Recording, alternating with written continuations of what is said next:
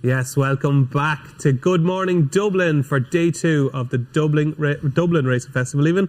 And I've been joined today by 3 hardcore proper punters who wake up every morning with the sole purpose of making money. And hopefully they're going to make a few quid for you today as well.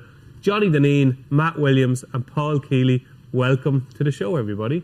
Morning, Dave. Oh, Lord. I can do a bit better than that. Morning. Johnny, how are you? Good, yeah, good. Look, as I say, I'm in anticipation of today. It's everything's great in the morning, I find. Have you had some breakfast, Johnny? I have, yeah. I've got to say, I wake up with the sole purpose of making breakfast. Well, you said yesterday you can't actually function without something to eat when you wake up. Yeah, I like the breakfast. Yeah, I do. Smashing down some Rice Krispies. Yeah, it doesn't matter what time it is. If it's 3 in the morning or 8 in the morning, I have to have my breakfast. Yeah. Really? What would you have now? What did you have? I didn't have much, but I have to have something: cereals and orange juice and fruit. And you had more than Keels, didn't you? I did. 17 quid. Yeah, he did. He got a raw deal. Yeah, 4 small little things for 17 quid. Yeah, you're stoned. Yeah. How was yesterday, boys and girls, or boys even? Personally, I lost. Bad day. Bad enough day. Yeah, I laid the last loser, but was too far behind. I just couldn't get my handle on a winner before that to keep me in contention. If I had any kind of winner during the day, I'd have probably broke even at the very least, but I didn't. And then a lot of horses back were second, and that's the way it goes. But I did lay the last forever to claw back something, but it was manageable at the finish. It would have been a real bad day for me, if that had won. Well, I suppose you got your 2 major lays right. Jatara was beaten, and the Dream to Share was beaten. But I didn't make any use of Jatara because when I got out of that, I had it on other horses in that race, but didn't hit the winner. You know what I mean? So I only broke even. You went for the double whammy. Yeah, it's a good way to get in front in it. I like the double whammy. Yeah, I do. That's one of my regular bets. But I went with the 2 Jigginson horses, the Favourite and Stellar Story.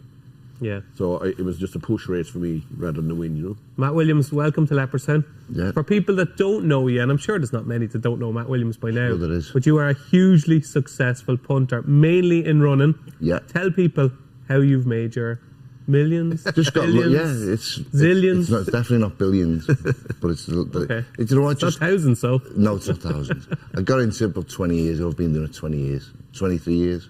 So basically from the start. And it's been a nice steady stream of income for that long. Brought the family up on it anyway. So the ambition's not what it was, but it's okay. Still ticking along. How was yesterday for you? It was alright. I got ahead with the Sophie Leach chaser. Madara, yeah, and it wasn't on my radar, but I love listening to people's opinions. And I came in, one of the lads I was with was really strong on it. He told me why, and I thought, right, that'll do for me. You know, I thought it was impressive enough for Cheltenham as well. So you telling us then that we could influence? Yeah, 100%. I always get influenced. He influences me a lot. Does he? Yeah. How does that go for you? You still in front? We just argue a lot. Paul Kealy, you did have a good day yesterday. You came out in front. Yeah, I'm coming clean. I'm now a fan of bumpers. You're a turncoat. Well, it was like in Britain, you know. I mean, the crowd here was massive yesterday, and I'm still there for the bumpers. And that always confuses us because we go home before it. So I thought, well, as I'm here, I'll have to have a bet. I really didn't want a Dream to Share or Redemption Day to win it because they shouldn't have been running it. So I would just back something else for the sake of it, and it just happened to be the winner. So yeah, a very impressive winner too. It was, yeah, very impressive winner. Felt like a big crowd for the champion bumper now, isn't it? Biggest crowd ever at the Dublin Racing Festival. 20,017 people. Felt like more than turned that up. to me. It did, yeah. It was wedged here yesterday. It's going to be very busy here today. Now we're going to dissect all the action today. Of course we are, but we have to have a quick look back at yesterday and the standout performance. Matt was obviously galloping the Champs. How close is he now to being one of the all-time greats, galloping the Champs? Has he much more to do to get into the kind of that we're talking about him in the same realms as Cotto Star or Best Mate? Is it one more Gold Cup or is it more? At least one more Gold Cup. Okay. I like the fact he's not unbeatable. I like that. I don't, these champions, they always have a day when they get beat, and then it's a big disappointment. But he's already been there. But I think he's got to win at least one more before we start talking about him like that. Okay. But he's phenomenally good, yeah. Was there any stage yesterday, Johnny, during the race where you thought he was vulnerable? Yeah, maybe for a few strides coming to the last when your members kind of creep up and get the rail off him. I thought it was a race on, yeah, very much so. Originally I'd have said he was pretty bomb-proof, but I would be in the camp that would be given fast or slow a little chance of a reversing, even though... How? I just think it'll be a different kind of a race. He won't get to be able to boss the race like he was yesterday. There will be horses in front of him. He has to jump from behind horses. You see it yesterday.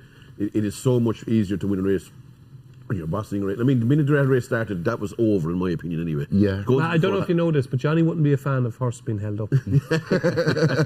yeah. But the bottom line to me is it'll be a different race. He's not going to be allowed to boss the race. Fast or Slow is probably a superior jumper, and I would have... No, I'm only guessing. He's going to be better around Cheltenham as well. Yeah. With a bigger field, stronger pace to runner. Fast or Slow, to me, it wasn't its derby yesterday, and I can see him turning it That's around. exactly what Tom Siegel said. I actually want to be against Galloping at Cheltenham. I want to be. Yeah, I wouldn't be surprised. You want to be against Galloping at Cheltenham? Yeah, I think he's had 2 hard races. I know he absolutely bolted up the time before yesterday, but he still had a hard race doing that. Yeah. And yesterday he had a really hard race, I think.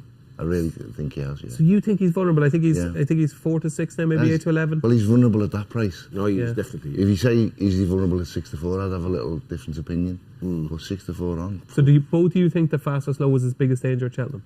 I do now. I was originally going to give Jerry Colombo maybe another chance to prove that what he did here at Christmas was just a one-off. Maybe that it's better than that. But on the basis of yesterday, I would say Fast or Slow each way is a much better bet than back in the favourite. Okay, interesting. Keels?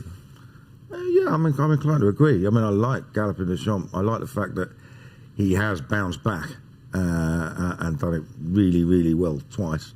Like, you know what I mean? But like you said, when you get beat, you've got vulnerabilities, haven't you? I mean, Gorto Star went there and got turned over at short prices at Cheltenham twice in the Gold Cup, and yet he was a great horse who also won it twice.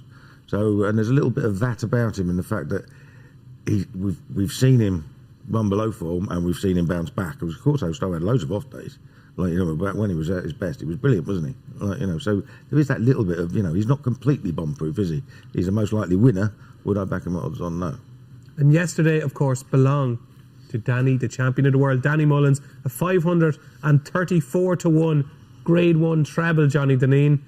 He is the ultimate super sub in that Willie Mullins stable, isn't he? Yeah, he rode well yesterday. He was particularly good on the grey horse, like I.N.H. Tom. He was strong on that now, really strong. Like, he was positioning or positional wise, he was excellent in the first winner and the second one. He got that out of a kind of little pocket down the far side and got it in the position to win its race if it was able. And he was really strong on the grey horse as well. It was, wasn't it? I mean, I didn't think I.N.H. Tom had a battling win like that in him. I thought he had to do everything pretty easy, like, you know what I mean? But he really got him going, didn't he? It was one of them sweet ones where he just got up and then you could see the little. One of them sweet ones. I will say, people, because we put it up yesterday without the fav. Well done, Keels. Well done. And for God's sake, but what I keep telling people when you do it, when you bet without a fav, you've got to have a little bit on to win as well. Did you? No. Absolutely devastated. There we go. That was a flavour of day one of the Dublin Racing Festival. We got to get stuck into the day's card. I think we do. We're going to come to Ballyburn later. We've got some strong opinions from the panel on Ballyburn. We're going to be dissecting the Irish Champion Hurdle and all the rest of the grade ones on the card. But we'll kick off at 12:40 with possibly, many people think, is the toughest race of the whole weekend. It's the Irish Stallion Farms EBF Paddy Mullins Mares Handicap Hurdle, and Foxy Girl is currently a 3 to 1 favourite with Paddy Power. Risk Bell 7 to 2 being supported this morning. Feet of a Dancer is 6 to 1, your impressive Ferrier's winner. Broomfield Bijou is 8 to 1, 10 to 1 She Could Be Anything, and 11 to 1 Bar. Johnny Dineen, we'll kick off with you here. Have you a strong fancy in the Paddy Mullins? No, I don't. It's far from a strong. But I think this is. I do. Do you? Good. I do. I think this is the hardest race of the day anyway. I don't. Yeah. This and the bumper probably. Yeah, these are the. I think you're wrong. Yeah, maybe you're right. Look, you fancy Foxy Girl. I do. I really fancy her. Yeah, I think the prices, they're not giving much away. 3 to 1, 7 to 2. No. Look, if you force me to have a pick, I'd go Broomfield Bijou each way. It's like it's been targeted here. I think it wouldn't Punchestown Festival in the Broomfield Bijou. And it's like a horse that's going to be aimed at these kind of tricky handicaps. It has a nice little racing way too. Risk Bell, to me, didn't get the trip here the last 2.5 miles. Back at 2-2, which has a chance. Look, Foxy, they all have chances, but they're not exactly, they said of the century, it's 3 or 7 to 2 each 2. It's 5 to 4 combined. Would you like to back to 2 and 5 to 4 combined? I wouldn't anyway, to be honest. Okay, I'm not going to try and make sale of the century, but I'm going to give Matt, I'm going to tell you why I fancy Foxy Girl, okay? I think she's definitely the best handicapped horse in the race. She's off 1-2-5. She went off 13 to 2 for the Mares Novice Hurdle at Cheltenham last year. She ran far better, I thought, than her finishing position suggests. And go back to that form last year from her maiden hurdle at Limerick. The second that day, In Excess, bolted up next time and beat a good horse, a proper horse next time, and got a Racing Post rating of 139. She had beaten him convincingly. I think both starts this season, especially at Down Royal, where Rachel held her up. It was a real education. She came through to finish third to Magic Tricks over a sharp 2 miles at Down Royal. And last time, that was just... Paddy watched the race at Fairyhill last time. It was just 10 horses hampered between the second last and the last. It was a calamity. She got one behind the saddle before that. I do, yeah. You know what I mean? Yeah, I do. It wasn't like she picked up. No, she didn't. And she was a little bit disappointing. I know that. Yeah. But I think 2 mile 2, Leopardstown. But I don't want to put you off because I'm going to back her as well. Good. I'm going to back 2 in the race, and she's one of them. I just think the thing with it, if it was heavy ground today, proper heavy, she wouldn't get beat. I think that's what she needs. She's a Santa San filly, and that's what she needs. It's heavy ground. I think that's when you want to be hard work, isn't it? It will. It might be a bit gluey. Do you know what I mean? I think they could do with a bit of rain. I don't think it's coming now. But so I'll be back in there, and I'll be back in Media and Aranja as well. Disappointing last time. All the rest of the form is okay though for me. I think at 14, 16 to 1, she's worth an each way bet. Okay, so Median Aranja, 14 to 1 with Paddy Power for Effective Stud. Gordon Elliott and Jack Kennedy will be one of Matt Williams' fancies, along with my Foxy Girl. Are you going to row in behind me here with Foxy Girl? Afraid not, no. I mean, I'm not backing a favourite. I've got absolutely top. It won't be 3 to 1. It's much bigger in the exchanges at the moment. Yeah, I'm sure it will drift out. I might have a token bet. I mean, I followed you in on a bet yesterday, didn't I? How did that get on? Yeah. Sorry about that, Paul. What do you like? I tell you what he did. Right, it was a 7-man race at Sandown, first race. There's the bank outside. He says, "I want to back 200 to 1. I want to back this thing to finish in the first 4." Right, so we backed it to finish in the first 4. Right. 7s to finish in the first 4. About the 200 7-man race. There were 6 horses in a line going to the last, and his wasn't the one of them. All right, Keels, all right. I apologise. I did give you Aramax about 7 years ago. You did, yeah. No, you're messing. No, I'm a bit with Johnny here. I found it ridiculously difficult. I was half leaning towards splashing out, but it'd be a very small bet. Just an improver. Splashing out currently 11 to 1 with Paddy Power for Paul Kealy. So it looks tricky, but hopefully it's not, because I'm certainly with Foxy Girl. But it's an open entree to the card at Leopardstown today at 12:40. So moving on to the 110, and this is the Ladbrokes Novice Chase. It's a Grade 1, and this is where Gaelic Warrior is showing up. He's currently your 8 to 11 favourite, being strongly supported in the last 12 hours or so. Factifile is 2 to 1. Grange Clare West is 5 to 1. 33 to 1 American Mike, and Found 50 won't run. He's not out yet, but he won't run. I spoke to Gordon Elliott last night, so he's not going to run again after his big run yesterday. Keels, we're going to kick off with you here. I'm a big Gaelic Warrior fan, but I know you're a big Grange Clare West fan. I'm pretty much a big fan of all the 3 main protagonists, to be honest. Like, I'm a massive fan of Gaelic Warrior, but I want to back him to win the King George next year. But I think if you're going to get him beat, it's going to be on a left-handed track, isn't it? And the one question he hasn't answered is jumping fences on a left-handed track. Now, I know they're going to go around the outside, so they might be able to, keep him straight. But we've seen that he has that tendency to go right, and I always get the impression he's going to be £7 or £10 better going the other way round. So, and then you look at the form of the others. Factifile was dead impressive last time, but then so was Grange Clare West in a very good race. He absolutely tore them apart, and he's just a way too big a price. There isn't that much between what they've done, and he looked like he was going to be disappointed at the end of the last season, didn't he, Grange Clare West? But he's come alive for fences. He's jumped like a stag. He's won very easily both times. I know it was 3 mile last time, but he's not short of pace. So yeah, I can't get the price differences. He's just too big a price. So it's 5 to 1 Grange Clare West for Paul Kealy against your 8 to 11 shot Gaelic Warrior. Where do you stand with Gaelic Warrior?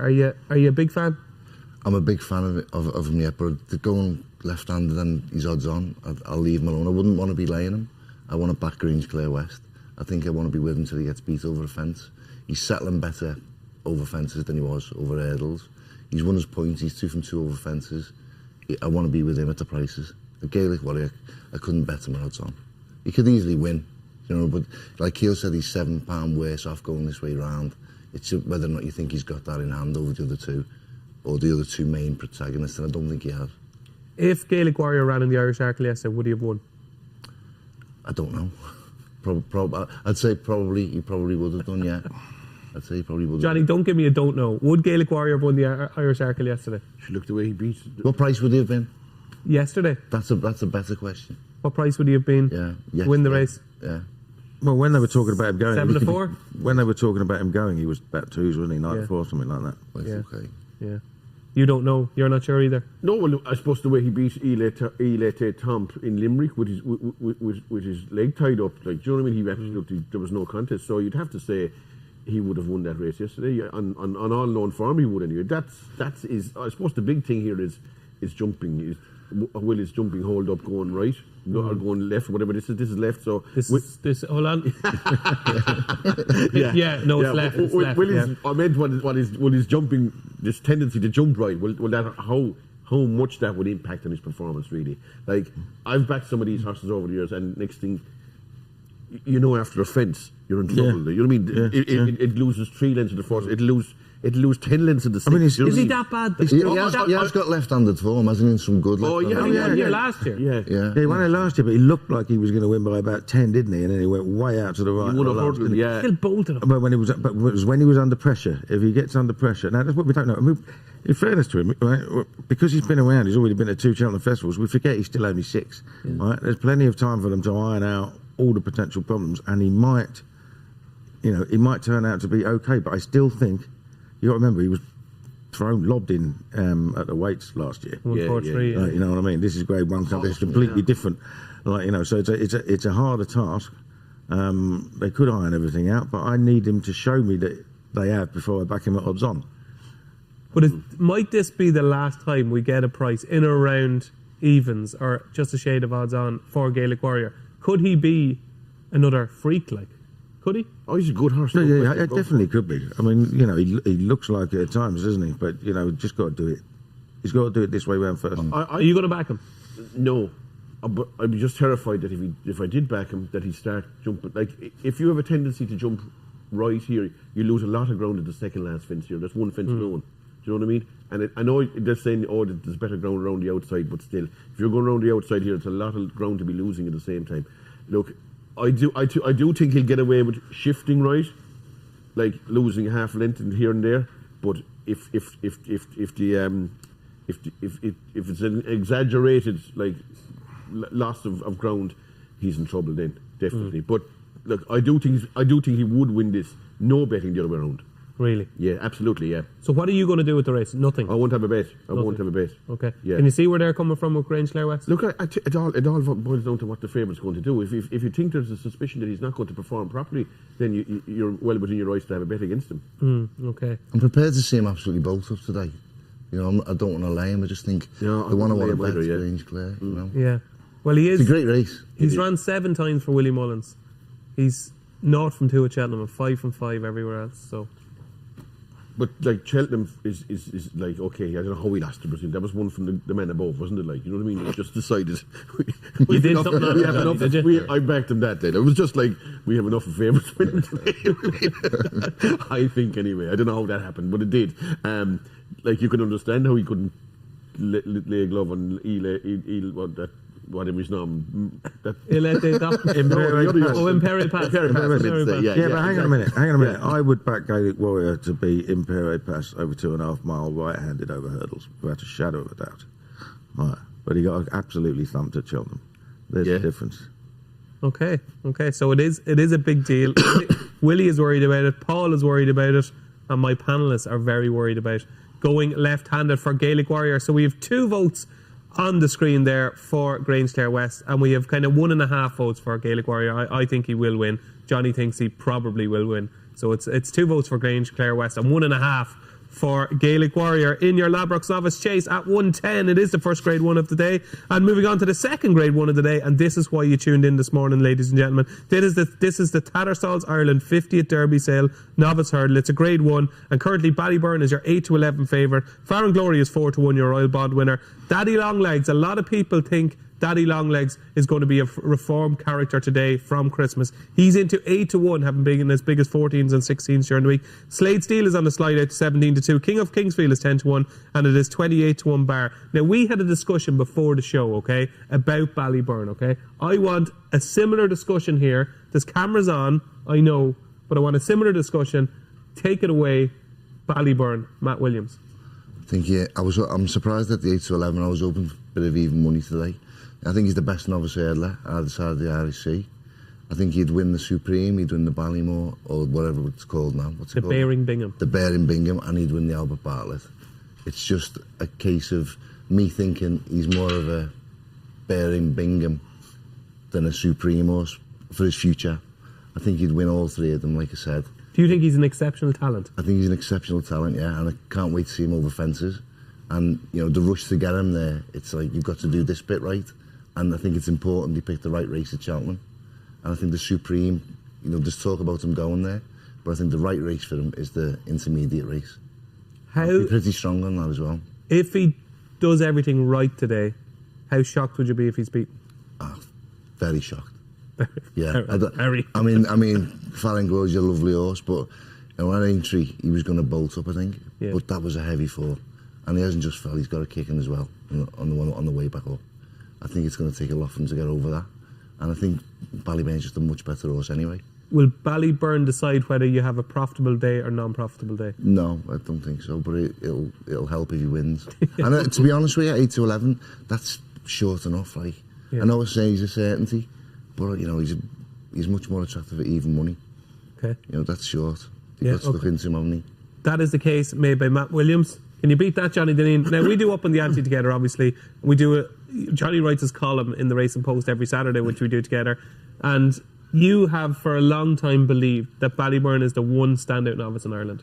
Yeah, well, starting off the season I didn't, but as the season has progressed, I've started to really warm to him. And the last day I thought that was like top of the pops performance in my opinion. Anyway, he beat like reasonable yards, beat him linked and straight. So look, I do think he'll win, and I agree with Matt. Whatever about the Albert Bartlett, I do think he'd win the 2 or the 2.5 mile race. Anyway, I'd probably win the Albert Bartlett too, I suppose. But look, it all depends on how he gets on here. It's his Cheltenham target. I'm guessing that if he wins well here, the temptation is to go 2 miles. If he wins maybe a couple of lengths, they might say, look, we will go up 2.5. I don't know. They could change their mind every second minute. I don't know. I fancy him strong here anyway, for starters. Yeah, and he will be a big part of my day, definitely. No, there's no messing around here, Johnny. No, and I struggle to see Daddy Longlegs. Like they said, the ground was beating him here at Christmas, and the ground is going to be quite soft here again today, isn't it? Like, you know, I can't have him at all. I wouldn't want to bet him at 80 to 1. Yeah, he's by Almanzor in that ground. Almanzor's, I don't like. I'm not fussed at all. I did buy one for a few quid. Will be Daddy heavy legs, will it? Yes. Like you wouldn't like to be on him in a match against Slade Steele, would you? Like I wouldn't anyway. They're the same price, you know, that kind of way. Look, Slade Steele is a nice horse. I'd say probably he's more a Ballymore horse to me, Slade Steele, and like his form in Navan with like Lecky Watson and them horses of Elliot's like Better Times Ahead and the one that ran Stellar Story. That's a good bit off what Ballyburn can do, I think. Anyway, look, Ballyburn, look, he's short and everything has a price, a basement price. Did you say, look, that's enough? That's the thing I fell into yesterday. Back to a couple of horses at scandalous prices, you know what I mean? I was talking to myself after. I was demented over it. I shouldn't have backed him at all. But I've never really seen you in bad form. What do you like in bad form? Not too bad. But look, no, but I was like, I wouldn't be outwardly in bad form, but inwardly I was raging, you know what I mean? Because I backed Hermes Allen at 4 to 6. I backed it. Did you? I did. And I backed the York that was 7 to 2 the night before. 2 to 1 for What You Like all morning. I backed it 6 to 5. What was that? Oh, to share a dream or something. Oh, yeah, Weatherby. Beat a neck or something, but I was sick that I took absolute mug price. But anyway, that's another day's work. I do fancy Ballyburn. I'm on him already. You're on him already, okay? I am. I was going to have my absolute towns in them, to be honest. But towns? Yeah. Where's your towns? My town halls. Oh, sorry. Still up in his throat. I get it. We don't want to know anymore.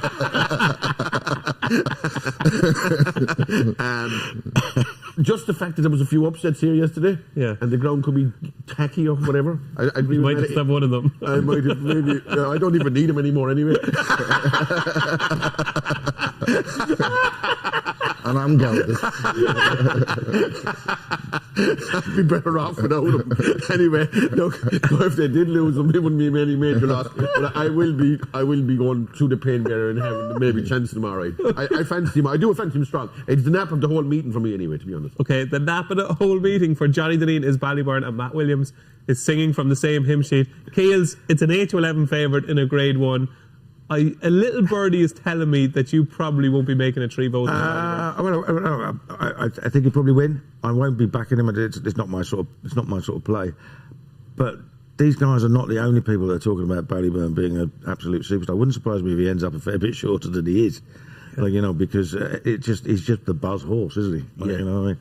Now, I mean, Farron Glory, I mean, the problem with him is that was a proper heavy fall, that was at 80, you know. Went straight over on his neck. Got a boot after as well, didn't he? Did, you know what I mean? So as well. He's got to deal with that. And he was going to win easy, but against some average British trained horses, I think.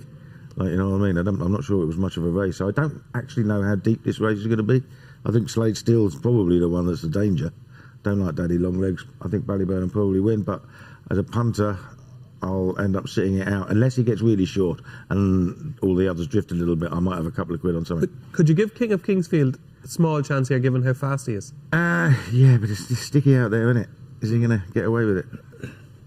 You were threatening to say something there. I'm just thinking, I think Ballyburn, they're going to bounce him out, aren't they? Well, I'd say he'll be in front coming away from the second last, with my reading. I think he'll be in front coming away from the starting gate. Would you think so? Yeah. He'll just try and press it home and see. A bit like Appreciate It maybe a few years ago in this race. Yes, yeah. Yeah, well, they won't be hanging on to him anyway. But like, could you just see... to let viewers know what Johnny keeps looking at is the track is just here. So Johnny is looking at exactly where Ballyburn is going to be making his move over there. Yeah, but I don't see the like of King of Kingsfield having the resolve to go buy a horse like Ballyburn. You know what I mean? The minute it comes to a bit of a crunch struggle, that'll be good night and God bless, won't it? Sure. Game over.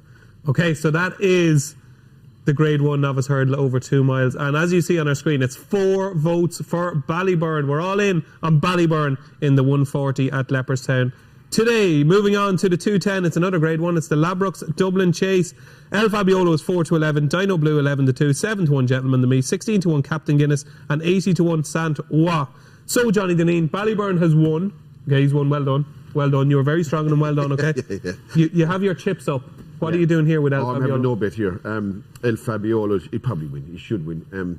At 4-11, like just a bit tight for in a chase around here. There is always a danger the horse can fall in this place. The fences are big bricks of yokes at the same time, you know. I thought it was. We did a show with Ruby Walsh. Well, we did one here yesterday, but we did one on Friday night, and he said the jumping test around Leopardstown is a million times tougher than the jumping test at Cheltenham. He says it's almost hard to fall at Cheltenham because the fences are so soft at Cheltenham compared to Leopardstown. I thought that was really interesting. Yeah. Well, he made the point about Elixir de Nuts. He said, you see him go through the last. Yeah. You know. Yeah, he thought if they made that mistake here, he would have fallen. Yeah, it'd still be, made that mistake here, it'd still be in it. Yeah, I think the second last fence here is the most pivotal, and the hurdle. There's a nice blow, they're the most pivotal jumps in at the track. I think you put out either race, hurdle or chase, by virtue of a bad jump at either of those two hurdle or fences.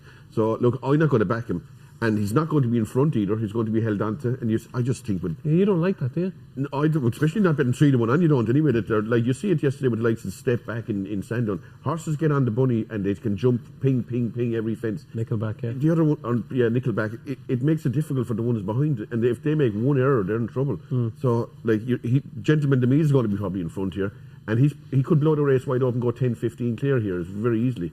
And I hate when that happens in a race, when one gets away from the others, and it kind of the other one has to chase and all that kind of stuff. It can lead to a funny result. I wouldn't back it. I do expect it to win, but I ain't having a bet in the race.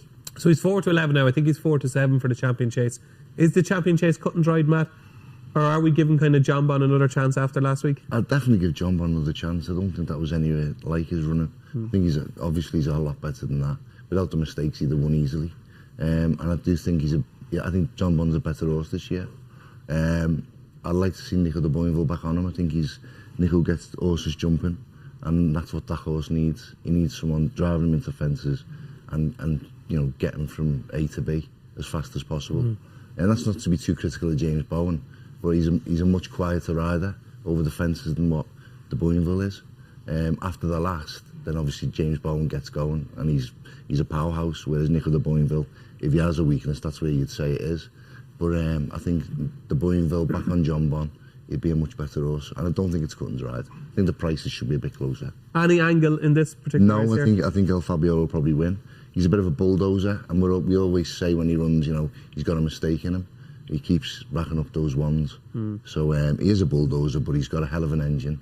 Looks the part, and I expect him to win. Yeah, it's just 4-11. Just too short. The thing is, we've now discovered that out of the two, they've got their both jumping frailties, haven't they? But John Bon is the one that's more likely to make a mistake, isn't he? That's why there's such a difference in price. I don't think there's anything between them ability-wise. Do you I think know? it's very close. I think it's very close ability-wise. Yeah, I do. I don't. Yeah. I thought up until the Clarence House, you could safely say that El Fabiolo was a far more talented horse, but John Bunn could jump better than him, and that brings them together. Like, I think if it was a 2-mile flat race, I think John Bunn would be a much shorter price. Yeah, I'd agree with that. Yeah, definitely. Okay, fair enough. Keels, you got a nice bet up yesterday with L.A.T. Thomas without Marine National. The without market here is going to be so important for so many punters today. I don't know how many on-course bookmakers will be betting it out without. There's not as many as there used to be, but Paddy Power will obviously have a betting without market. Where is the play here in betting without El Fabiolo? If it hadn't looked so sticky yesterday, I'd have been all over Gentleman to me. He won away so well last year. But I don't think he wants sticky ground, does he really? Like, you know what I mean? If he gets a bit of spring in it, he's a lot better horse. But he may well get his own way up front. And, I still think he's the most likely horse to finish second. I think that first time out this season, that's easily the best he's run first time out for a while. Like, he's going to come on for that. He'll turn around the form with Dino Blue, I think. Jockey out of form, though, isn't he? Danny Mullins chasing another Grade 1 on Gentleman the Me. He's 7-1 at the moment. He's probably about 11-4 without. Do you think that might be the value potentially? I doubt to be 11-4 without. Okay, shorter? Yeah, a good deal shorter. Okay, we'll try and get a price on Gentleman the Me without El Fabiolo. But that is the Ladbrokes Dublin Chase, and it is a ringing endorsement for El Fabiolo with 4 votes on the panel for the champion chase favourite and your reigning Arkle holder. Moving on to the Chanelle Pharma Irish Champion Hurdle. It's a Grade 1, of course. It's 2:45 and it's Stateman versus Imperipass. Stateman is your 2-7 favourite. Imperipass is 9-2. 12-1 Bob Ollinger. He's reincarnated this season. 25-1 Echoes in Rain. And Phil Zudares is your outsider of the quintet at 125-1. There is only one place to start here, and that is with Mr. Matthew Williams, who thinks we could have an upset, ladies and gentlemen. It's price based, really. I think he's big enough for around 9-2, 5-1. Imperipass. I watched the race several times last time. Stateman, the price not like he's an absolute. The price not like he's constitutional over here, and he does win like constitutional does over here. But I think Imperipass has got improvement in him. I think he can bridge the gap. And at the price, I just think it's wrong. He should be a lot closer. He was 7-4 last time against them. If he missed 2 hurdles, if he fixes that and Stateman say makes a similar mistake to what Imperipass made, then it's going to be so close between them. And I just think, why is he taking him on again? Imperipass is a good horse, proper horse from last year. I just think there's improvement to come. Did you think maybe from the last to the line though? He pulled away Stateman a bit. It was like brushed aside, like you're not near good enough for me, kind of thing. Well, I thought that was more coming around the own bend. I kind of seen that. Imperipass, I thought he's going to get to him here. It's going to be a proper race. Yeah. And then like that, it changed and Stateman ran away from him. But I just think he had to do too much to get there. To get to him. Yeah. Okay. And it wasn't a bad ride on Imperipass. He made 2 mistakes when he could have done without them. Early enough on, and then just after, was it the third last? And I just thought that's crucial. If he doesn't make those mistakes, it's going to be a lot closer. I'm not saying he's going to beat Stateman today, but I think the prices are wrong. 9-2 is just too big. It's too big, yeah. Okay. I think he's a really talented horse, and I don't think, why is he taking him on again? You know what I mean? Somewhere, isn't it? Yeah, no, but it's just like you run the risk of the horse isn't going to, he's going to be in a battle again today, and you want him to have a chance. Otherwise, you're just going to break his heart. So I just think he's going to get closer. I think he'll be a bit fitter today as well. Myself and yourself, Johnny, made a bit of a fool of ourselves, obviously, when the Matheson Hurdle was on at Christmas, because we both tipped Imperipass to beat Stateman and up in the ante. I came away that day thinking he can never beat him. Matt is kind of taking me aback there, thinking he might today. Are you giving him another chance? No, but I do think the price of Stateman is remarkably short. I didn't think he'd be quite as tight as 2-7 as he 1-4 and them kind of prices. I thought like he would be talking about 4-9, maybe that kind of stuff. Look, I'd expect him to win Stateman. I didn't like Imperipass's finishing effort the last day, really. Like as Matt said, coming to the last, I said this is going to be right buckle. Actually, for a split second, I thought Imperipass was going to beat him. Well, that's why I think the fitness. I don't know whether he was right on it last time. Maybe not. He might be today. Maybe not. But I'd expect it'll be more of the same. I'd expect Stateman to get like second place behind Field of Dairies and get first shot at it.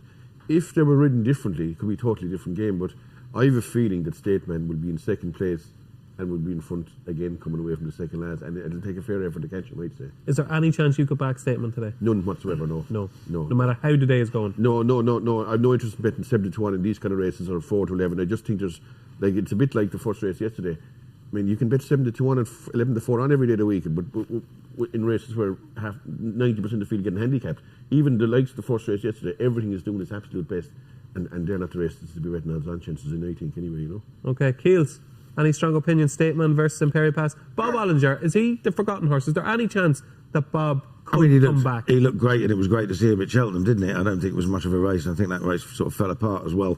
It'd be great to see, wasn't it? I mean, he was the second coming once, wasn't he, Bob Ollinger? You know, with the people, you know, at the end of his novice season, people were talking about him never getting beaten and all sorts, and it just goes to show what can go wrong. But you do that with one horse every year, don't you? I suppose it'd be bad. One year it was galloping the shot. Yeah, that's true. That is true. You know, even a stop clock. That's what someone said on Twitter earlier on today. Yeah, even a stop clock. But when it comes to Stateman, I actually think he's as far clear of everything else as Constitution Hill is of him. And you know, the betting's telling you that as well. And so is he talking nonsense? Yeah, I wouldn't say he's talking nonsense. I respect Matt's opinion. Like, he's won about 10 million quid, and he always tells me that's 12 million more than you. I respect his opinion, but I do think the prices are right. I just think he never runs a bad race, Stateman. He always runs his absolute peak, doesn't he? He does indeed, and. As you can see on the screen there, it is 3 votes for Stateman and 1 for Imperi Pass. You're on your own, Matt. That's okay. It's all price.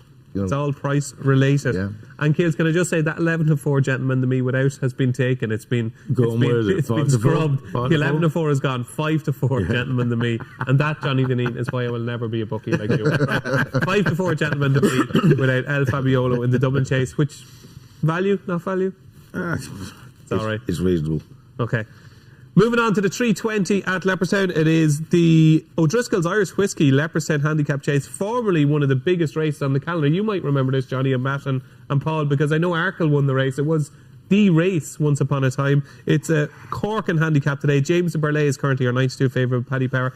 I Know the Way You're Thinking, 11 to 2. Classic Getaway, 6 to 1, having been 12 to 1 a few hours ago. Classic Getaway. Heartwood is 8 to 1. Factory de Dara is tipped up by Thomas Eagle. Price-wise in the Racing Post today is 9 to 1. Meeting of the Waters, your Paddy Power Chase winner from Christmas, is also 9 to 1, and it is 10 to 1 bar. So there's a few gambles here, Johnny. That in Classic Getaway, I can't believe Classic Getaway is 6 to 1.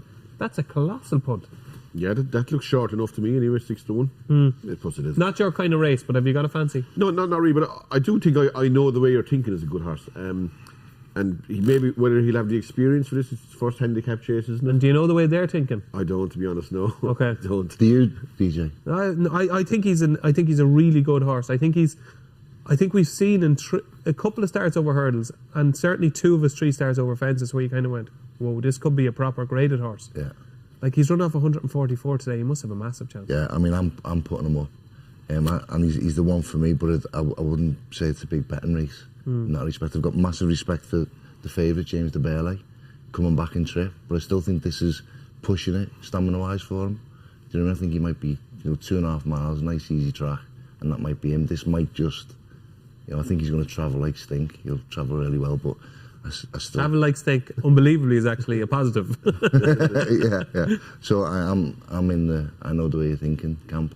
I know the way, but not strong. And you're in that camp as well, and not quite strong. I'd be going win only, because just in case that his jumping didn't hold up, but it is his first, and he hasn't done a lot of running done. Even as a novice hurdler, he didn't run that many times. So it's probably about his 7th or 8th race in his career. But I do think he's the makings of a decent horse, yeah, minimum graded horse, and I'd say he's probably well in off 144. Is he on either of your radars for a race at Cheltenham? Not massively. I think he's going to need this experience. He's going to have to come through this to get to Cheltenham. I think it's a big test for him today. Yeah. Keels, what have we got for us here? I expect James de Burleigh to win, to be honest.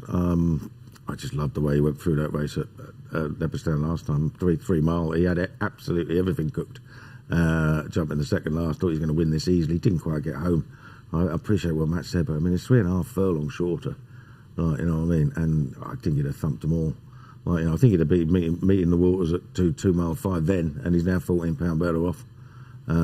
We've got Paul Townend on board now. I think he's going to be up there throughout, and I think it's going to be very hard to beat. This is very unlike you to be tipping up a fav in a big handicap. Yeah, but it's 9-2. I don't mind that.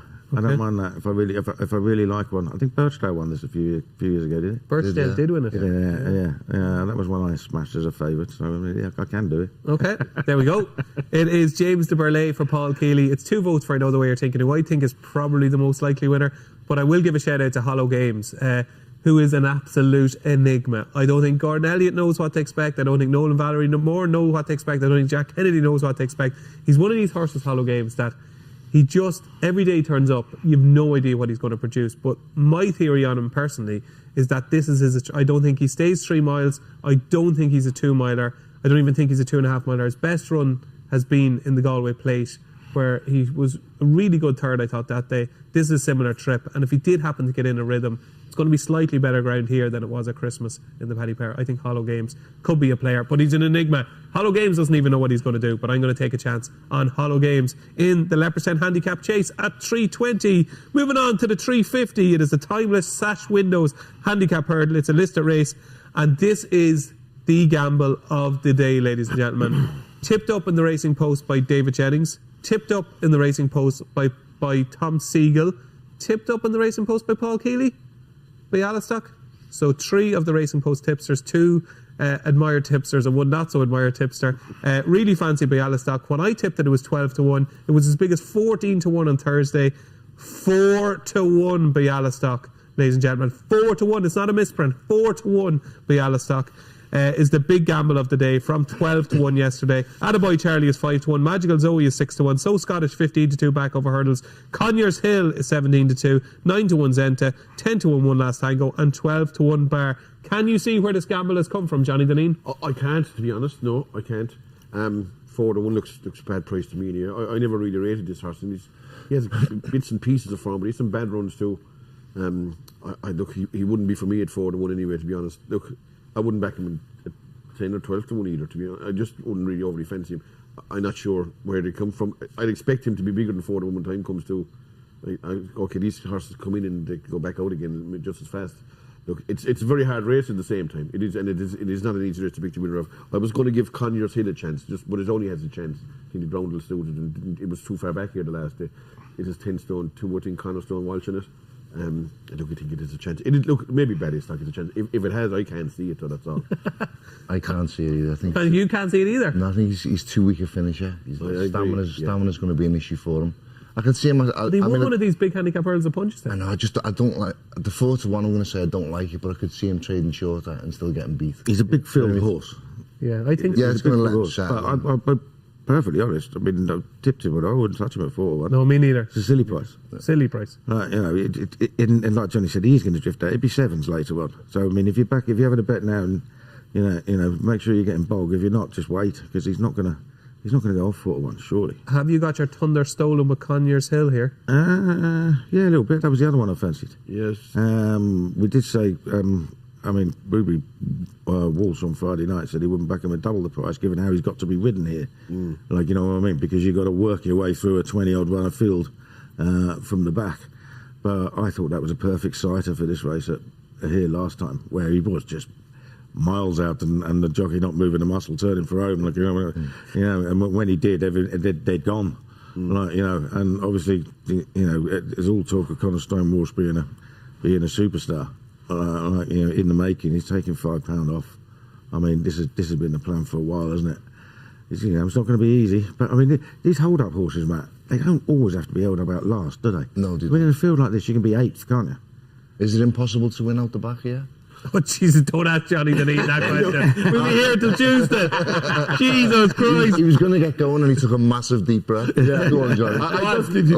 It doesn't have Why do you hate it so much? Because it's giving away unnecessary ground. But some horses get confidence from passing horses. They do, yeah. That's all imaginary stuff as far as I can see. You know what I mean? It's like, okay, just say this. But Archibald, should Archibald have made the run in every day? No, there is horses that have to be held on to, obviously. But you don't have to be 20. You don't have to be behind the ambulance in every race. You know what I mean? That's the way I look at it. Absolutely. Let him be 10th or 8th in a race. Yeah, exactly. Yeah, that's what I'm saying, yeah. Let him be within striking distance. But this stuff about dropping them out last and then coming through and then getting up on the line, them tactics like, it's a bit like, reminds me like, remember your man Romario to take the free kicks for Real Madrid? Is it Romario, is it? The one with Roberto Carlos. Roberto Carlos. Like, 1 in 1,000 would go in, isn't it? Like, you know what I'm saying? And now we think he never missed. Yeah. But I think those tactics, they work, but they work very, very rarely. The out and gone little tactics, they work a lot better as far as I'm concerned anyway. Look, I just think you have to be close. You have to be there to strike anyway. So when you laid a dream to share yesterday, yeah, were you absolutely thrilled when you seen John Gleeson sit off last? I was watching it behind the couch, so I didn't know where he was. Yeah. But I was very happy when I peeked out and see, yeah, look, he has to be a good bit better than the opposition to be ridden like that and win anyway. Okay. So that is the Timeless Sash Windows Handicap Hurdle. It's an open race. Well, we thought it was going to be really open, but it's 4-1 the field now by Alistock, who I have tipped. You can see the selections there on the screen. Conyers Hill, a big shout out for Conyers Hill here on the panel. And the final race at the Dublin Racing Festival, hopefully we're still all standing, is at the 4:25, and it is the Mayor's Flat Race. It's a Grade 2, and Aurora Vega is on the slide ever so slightly out to 15-8 at the moment. Mongebello is 4-1, 6-1. Barnahash Primrose from 10s. Femme Magnifique is 6-1 for Charlie and Willie Mullins. Fleur of Fusel is 13-2, 10-1 Switch from Diesel, and 12-1 Hollybrook, and 14-1 Bar. So Aurora Vega has 3 1s next to her name, Paul Kealy. I know you're not a fan of bumpers, but there will be a lot of punters coming here today thinking, she's maybe one of the ones we can't back El Fabiola, we can't back Stateman, we might be able to back Gaelic Warrior, even at this stage Ballyburn we might be able to back, but we can actually back Aurora Vega. Is she value at 15-8? I don't know, she's a sister of Facile Vega as well, isn't she? Altoca Vega. Yeah. I don't think her form's anywhere near as strong as Facile Vega's bumper form was when he was running in bumpers. I don't think it's all that good, and she's not very big. So no, I'd take one. People get hung up on a string of ones, don't they? And they think horses are unbeatable because they keep winning. But there's a level that they're winning at, and this is going to be easily the best race that she's running. So I'm not entirely certain about her. I came down on the side of Mongebello. I thought it was really impressive the way he picked up. Just a little bit. I don't know too much about the jockey, but he claimed 7 and looked a bit untidy in the straight, shall we say? He's been claiming 7 for a while. Yeah. So and obviously you can't Shawnee Connor. he can't claim his 7 here because of the value of the race. So there is a negative there, but I shall have a tiny bit of Mongebello. Mongebello from the Bumper King, Paul Kealy, who tipped the last winner yesterday. 20s, I think you got, did you? I didn't tip it, I just backed it. Backed it. A nice... Fluke to winner of the last.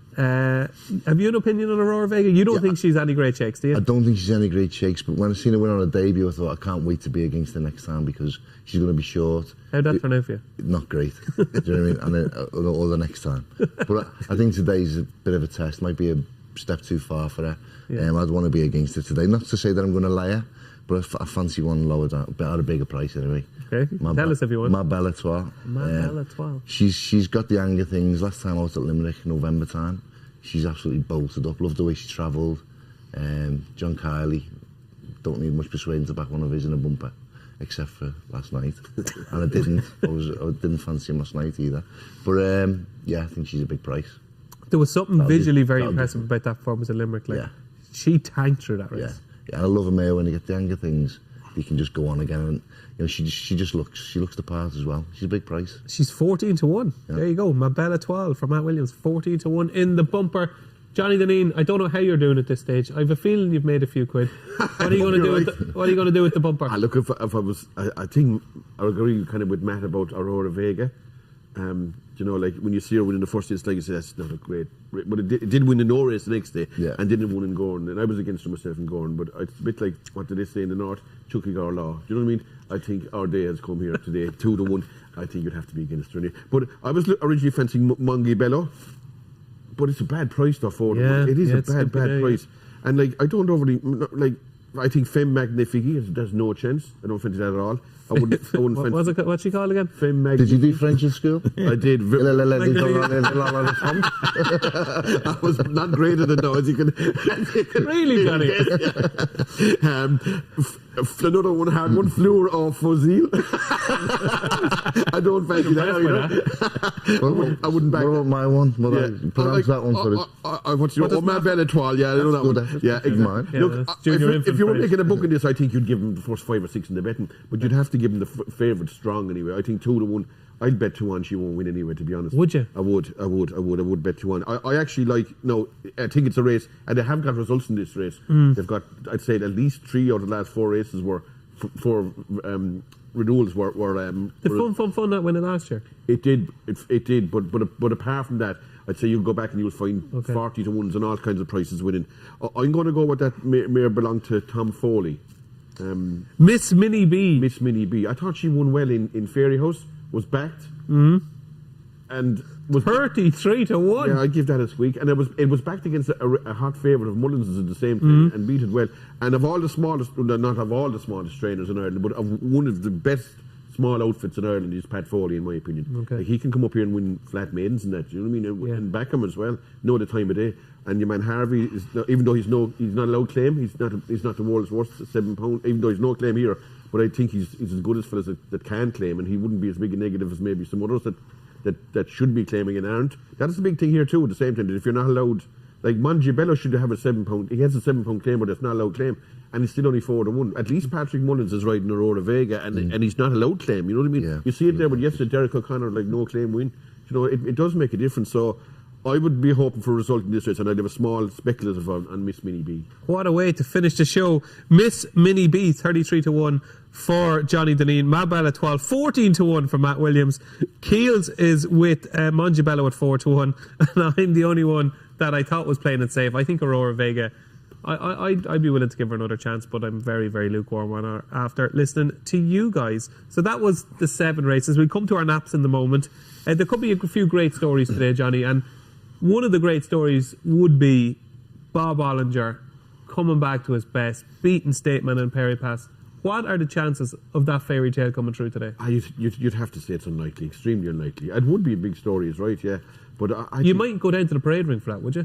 No, I won't be here for that race, actually. I'm probably going home early. But listen, you're not staying for all the race? No, not today, no. Look, it's hard to fancy it, to be fair, isn't it? Like, I think it is anyway. You know, you couldn't fancy Bob. No, I'd hate to see him win. Well, would you hate to see him win? Just be like, well, what you do then? What you do with Stateman and then Perry Pass then? You may as well just... They're going to be running around for the next 5 years, not doing much. Do you know what I mean? Yeah, I just think it'll be a bridge too far from to myself. I don't see it. Even at his peak, he'd struggle in this kind of a race. And look, he'll travel away till second. But when they turn on the taps, I'd expect him to be fun one thing. Okay. You stick his head in the air and pig it. Is that what you're saying, Johnny? That's what he said before we came on. Tell us what you really think. No, I think he'll be fun one thing in some shape or form anyway. The viewers got a sneak peek at the naps. Hopefully they didn't get a proper look at them, because we're going to reveal them now in a second. Johnny, you've been in Dublin now for 3 days. It's a pleasure to have you joining us every morning here. How was your weekend in Dublin? I know you brought Susan up. He brought his other half up, and you're out for a few fancy dinners. Sure, that's it, yeah. Look, it's about the only weakness I have is nice grub. I like nice food anyway. Do you, yeah? I do. I don't spend money on drink or anything, or much in clothes or anything. I like a bit of nice food. But and Dublin's a good spot. So where did you go for dinner then in Dublin? We'll give a few restaurant reviews here. We went to Dax. D-A-X. Nice. Yeah, quality, proper quality food now. Not the biggest portions in the world, but that suits me. Like, you'd go through the car there, no problem. You know what I mean? 3, 4. You know, the starter, main course. You'd have a few starters. Well, no, you could have starter, main course, dessert, and tea, whatever. You know, that kind of stuff. Last night we went to a place called Chop House. It's near Shelburne Park, just on the corner there. Very nice, yeah. Very nice. Very nice. What did you have? I had steak last night. I like the steak, actually. You like the steak? And the night before I had fish, which I don't normally eat fish. But that kind of a place like that, it's like stuff that they whatever the way they cook it in the sauce and that, you wouldn't even know what you're eating. You wouldn't even know what you're eating. You know what I'm saying? And you don't ask. No, I know it's fish, but I didn't know what. Like, I wouldn't know one fish from the other. I just belted it down. So you ordered fish, but you didn't know what style of fish it was. Fish. I couldn't even. It was sea bass or something. But if it was cod, I wouldn't have known the difference. You know what I mean? I wouldn't know the difference. What about salmon? Salmon and cod? I know that, all right. The old colour of it gives a bit of a giveaway. But if you gave me cod plates, I need them white ones. That's a notion. think there's something fishy about your right side, Johnny. Matt, how's your weekend in Dublin been? Brilliant. I love Dublin, love Ireland. Had a few good meals myself. Went to a place called Huxley's or Buxley's. FX booked.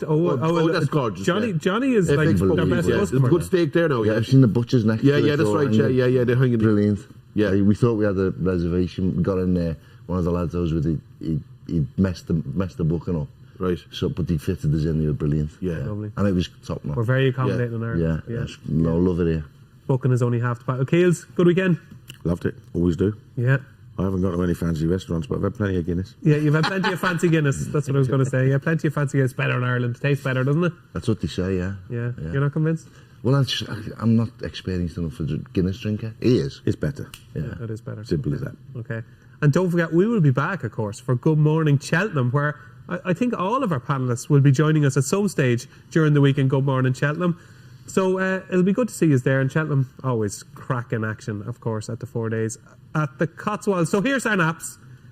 Keels, you're up first. Yep, James de Burley for me and the big handicap chase. James de Burley at 9-2. Matt Williams. Yeah, I was expecting a bit bigger than 8 to 11. Lord. Do you know what I mean? But he'll just win, won't he?